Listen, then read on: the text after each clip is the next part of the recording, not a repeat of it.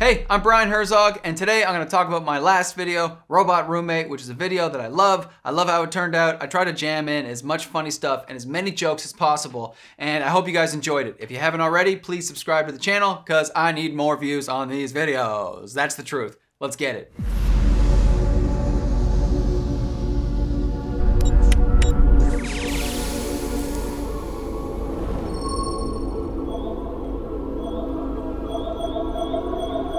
Alright, if it isn't obvious, I'm going for a spaceship vibe here. I turned my car into a spaceship because I love space and I love all that stuff, and I thought it'd be really cool if this robot character was initially on some other planet before he came to visit Brian and screw up his whole entire life. So, I turned my car into a spaceship. This is how I did it. First, I parked my car in an aggressive stance because that's how cool people do it. Then I put a set of DJ lights on top of the car that I rented from Long & McQuaid. I think it cost 25 bucks. Then I used an old busted fluorescent tube that I have for growing plants, and I zip tied it to the front bumper of the car. Then I used an old 4-foot fluorescent tube fixture and hung it under the car by the exhaust system using tie wire. And finally, I used a smoke machine to kind of fill in some of the space and give the light something to reflect off of, which makes it look really cool, and it looks like a spaceship just landed.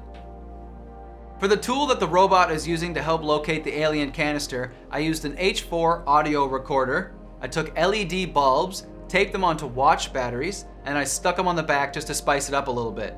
Then I made the noises myself to get the audio peaks at the pace that I wanted them. Doot, doot, doot. My costume is just some clothes that I got at H&M and some pants that I've been holding in a bag for about 6 or 7 years because I never really feel that comfortable to wear white pants, and now I can't wear them because they got covered in mud that night. I found that helmet in the garbage a few years ago, and I knew if I hold on to it, one day I'll use it for something, so I was happy to use that. The glasses I got for $20 off of Amazon, and they broke immediately. No joke, the buttons just fell right off, and I couldn't program the lights how I wanted, so I had to stick with the multicolor action.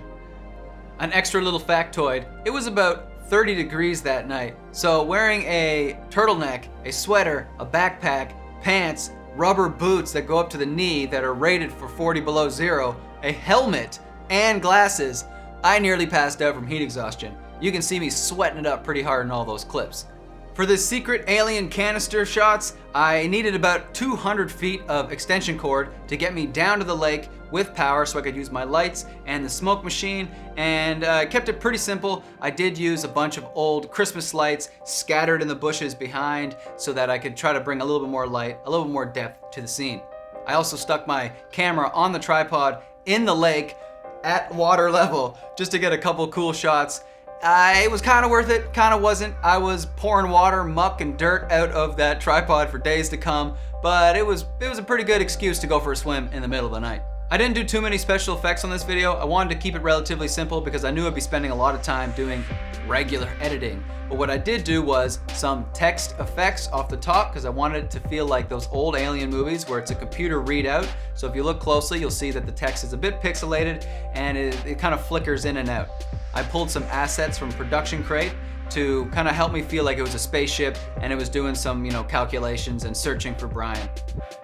The next effect I did was a lot of rotoscoping and masking to put Brian and the robot in the same shot where they overlap each other. I thought I could do a simple split screen and it'd be easy peasy, but on this day there was no lemon squeezy for me. You see, I didn't think about the shadows of the one character walking, so that is why I had to do some extra detail work, and it took me a while to do it, but I'm happy I did it because I think it's a fun little shot, and if I impressed 2 or 3 of you, well, then I'm happy.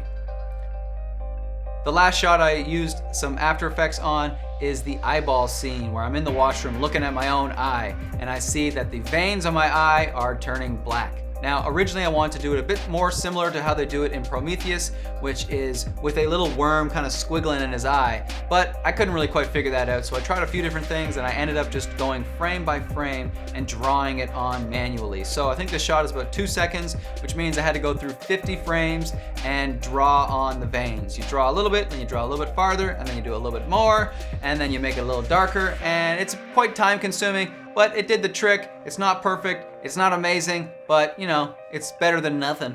It's better than nothing. Do you have black veins on your eyes? Do you? Do you have black veins on your eyes? If you do, you should get that checked out.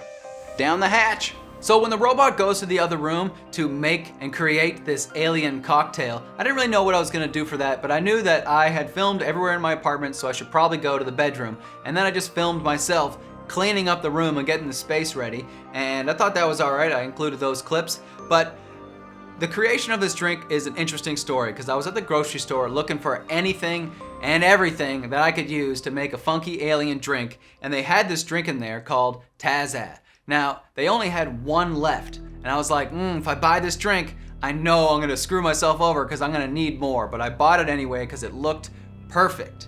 Okay, and then obviously I filmed some stuff with it, I ran out right away, and I ended up having to go on a crazy wild goose chase, driving an hour out of the city to find more of these drinks. I went to a bunch of Indian grocery stores in Toronto here, and I asked around, and I called a bunch of places and nowhere had it, but then I found some spots an hour outside of the city, and I drove to go to these places to get it. I went to one, they had a bunch of blueberry flavored, and then a couple of the tamarind flavor, which is what I thought I wanted, and then that's not enough. So I went to another store that was 20 minutes farther, and they had a couple, but they were orange flavor, and I didn't like the color of those ones. So I went to another store, and then they didn't have any. And then I went to another store, and they didn't have any. And then I felt really down on my luck, and I was like, wow, I've just spent a whole day looking for this dang drink. And then I saw this random other grocery store called Asian Grocery, and I was like, what's the chances that they're gonna have it inside of there? And I was like, well, I've already wasted most of the day, so I'm gonna go in there. And I went in there, and they had a whole fridge full. I'm talking like levels and layers and all the flavors, and I was like in Tazza friggin' basil seed drink heaven, and I just bought a bunch of different flavors so that I could concoct my own color that I thought would be the most fitting for the video, which I did, which is a little orange, a little brown, and it worked perfectly. So a whole day spent to getting that drink for those shots, so I really hope you guys liked them. I was trying to spice things up a little bit when I started filming. I was like, this kind of looks boring, a little plain. So then I found this shot where I would shoot into the mirror, and it was really great because I got a bunch of different textures and depths in there and colors, and I love the way it looks. I have these old paintings from when I was 18 and I went to Australia, and then I went to Indonesia on a solo, backpack trip, which was wild. But I had these paintings since then, so I've had these for a very long time, and they worked perfectly for this because they kind of, the Buddha faces kind of resemble some of the engineers from the Prometheus and Covenant movies. So I really like the way that kind of worked. It really set a good vibe there. I used this cocktail shaker for, the alien canister. I got that at Value Village for $4. I've used it in 2 videos, and I've used it on one sexy date at Brian's apartment. And I made a pina colada, and I didn't have enough pina in that colada. Whatever that's supposed to mean. Wasn't enough coconut cream. Next time, more coconut cream.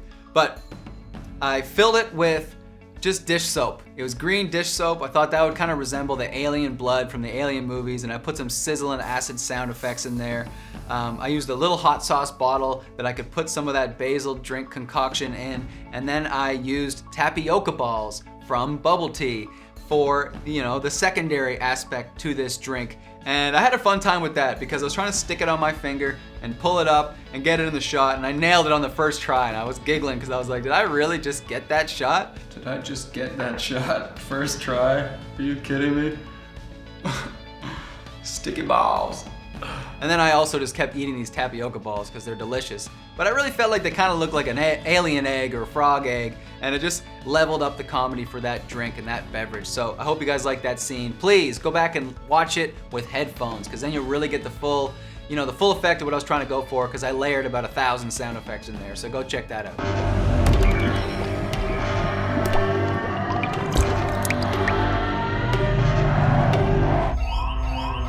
Venting toxic gas.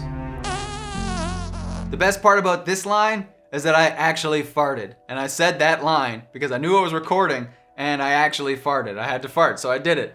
But I didn't like the way my fart sounded, so it didn't sound robot enough. So I went online and I spent like 20 minutes with my headphones listening to all these fart sounds, real ones and fake ones, and it was so weird to listen to farts, real people's farts, and thinking like, what kind of fart would a robot have? And it's just so funny because I realized I was like, I think that a robot would have a tight squealing fart, you know?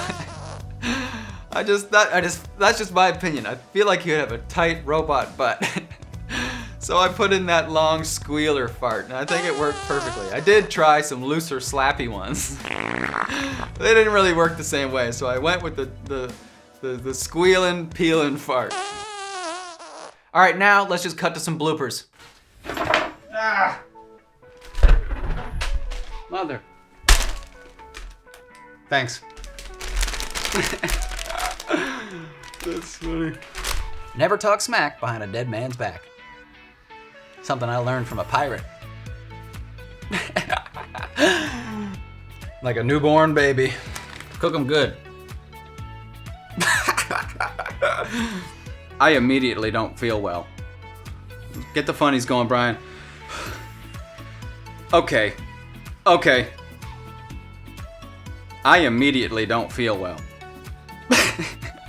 Dude, these things are moving.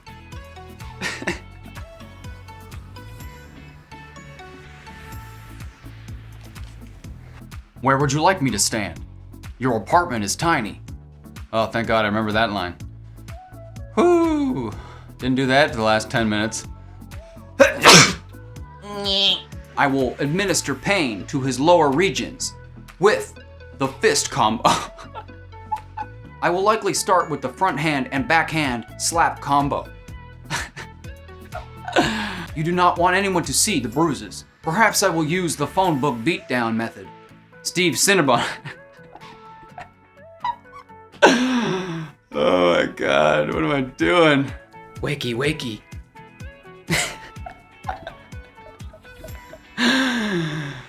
Oh my God.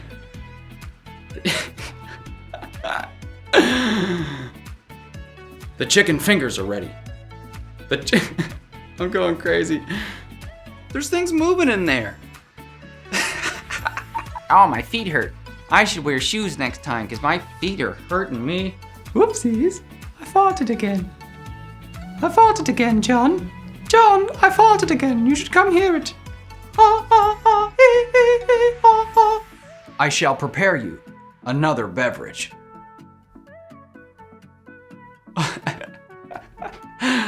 Oh, that's a stupid video. Oh, I think I'm done here. I don't want to do this anymore.